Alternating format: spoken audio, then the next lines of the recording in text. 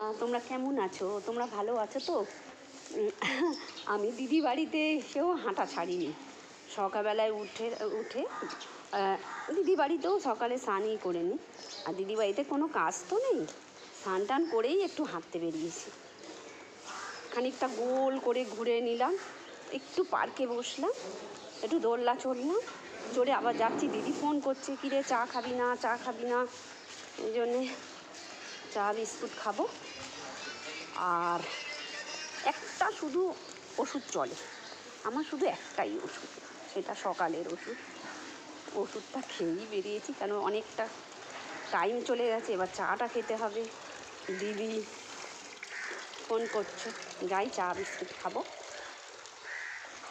আজকে তো চলে যাবো আমি, হয়ে গেছে টাইম যাওয়া। দিদি যেতেই দেয় না, আটকে রাখে।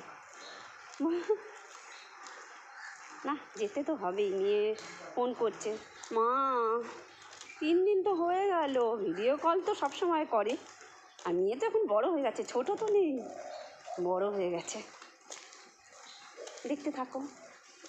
খেলাম বন্ধুরা, আর এখন দিদি এই দেখো সিমাইয়ের পায়েস, ছোট্ট একটা সিমাইয়ের প্যাকেট ছিল, সেখানে দুধ দিয়েছে মানে 1 লিটারেরও বেশি, আবার 2টো আমুল দুধের পাতা আর কিশমিশ দিয়েছে অনেক, কাজু কিশমিশ, মানে ছোট্ট, মানে সিমাইয়ের একটা ছোট্ট প্যাকেট আছে না সিমাইয়ের, ওই তার মধ্যে এরম এত গাঢ় গাঢ় করে দুধ দিয়ে করেছে, দিয়েছে। সিমাইয়ের পায়েসটা তাহলে অদ্ভুত হবে খেতে। আর 2টো রুটি খাবো এখন, ঠিক আছে? ব্রেকফাস্টটা করে নিই। বসলাম, এই যে ভাত আর এই তেল চচ্চড়ি দিয়েছে, দেখ দিদি খাবা, ভালোবাসি বলে খাবো খাবো।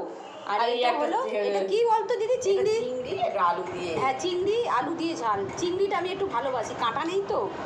আর এই তেল চচ্চড়ি খেয়ে নেবো, এটা তেল চচ্চড়ি আর ভাত। হ্যাঁ আমি অনলি তেল চচ্চড়ি আর ভাত খাও, সব খেয়ে নেবো ফটাফট।